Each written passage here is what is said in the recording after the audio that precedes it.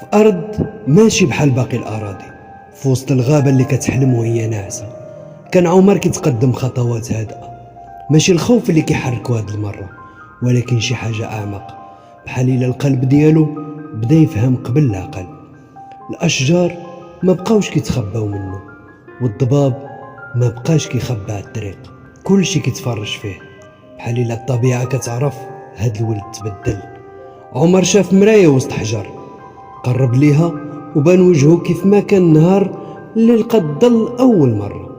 عينيه خايفين وصوت كيترعد وقلب عامر بأسئلة، ولكن المراية تبدلات وولات كتبان فيها صورة جديدة. ولد كيهضر بثقة، كيعرف يسول وكيعرف يسكت وقت الصح. وفجأة خرج صوت من المراية: شنو تعلمتي؟ بقى عمر ساكت شوية ومن بعد قال: تعلمت باللي الخوف ماشي عيب، ولكن الهروب هو العيب.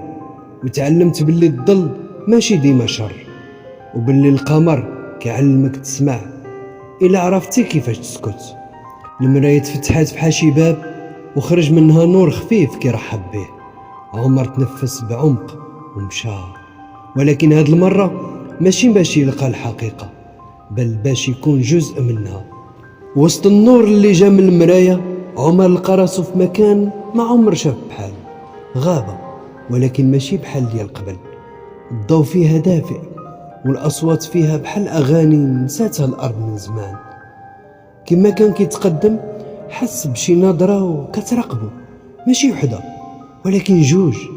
من ورا شجرة طويلة خرجوا جوج صغار، بنت سميتها مريم وعينيها كيلمعوا بالذكاء، وولد صغير هو أحمد ساكت ولكن كيشوف بعينين كبار على سنه.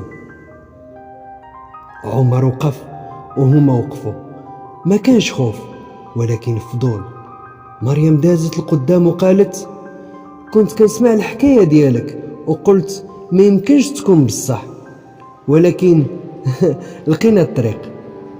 أحمد ما قال والو، غير شد يد اختو وعينيه مركزين في عمر بحال إلا كيسول: واش غادي تعاوننا؟ عمر ضحك ضحكة خفيفة وقال: أنا وصلت للباب من بعد طريق طويلة، لكن يمكن نتوما غادي تبداو من الباب. فجأة خرج الظل من بين الغصان. هاد المرة ما قال والو، غير شاور على واحد القوس ديال الضوء، باب جديد مختلف كيضوي بألوان ماشي معروفة. الظل قال بصوت هادئ: كل قصة كتسالي كتبدا من جديد، ولكن هاد المرة الثمن غادي يكون أكبر، وحارس الباب ماشي أنا. عمر شد نفسه وشاف مريم وأحمد وقال: هنا كتبدا حكايتكم، ولكن ما تنسوش الظل ما كيدلك إلا إذا كنت مستعد تواجه النور. ومشى وخلى الباب كيتفتح، وثلاثة القلوب كيتنفسوا بداية ماشي عادية. منين دخلوا أحمد ومريم، عمر بقى واقف كيشوف من بعيد، ماشي غادي معاهم ولكن القلب ديالو معاهم. هاد المرة هو اللي ولا الحكواتي الصغير. الظل رجع جنبه وسكتوا بجوج، حتى بدا الفضاء كيتغير. الأشجار ولاو بحال ذكريات، والأرض بقات كتدور حتى ولا فيها مراية كتنعكس فيها قلوب الناس. الظل قال: كل واحد كيخلي أثر، وأثر ديالك عمر بدا كيلمع.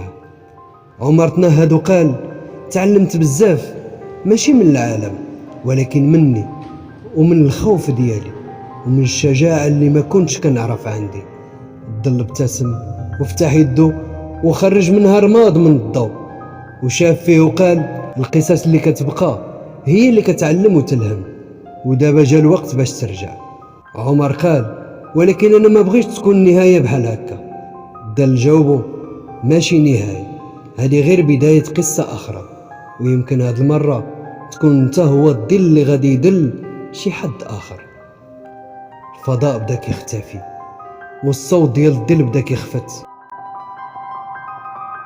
كل طفل فيه حكوات ناعس، ولكن غير اللي قلبه صافي يقدر يسمع صوت الظل. في شي مكان ما كيستناو مريم وأحمد بداية حكايتهم، أما عمر راه ما بقاش طفل، راه ولا ظل الحكواتي. تصبحوا على خير.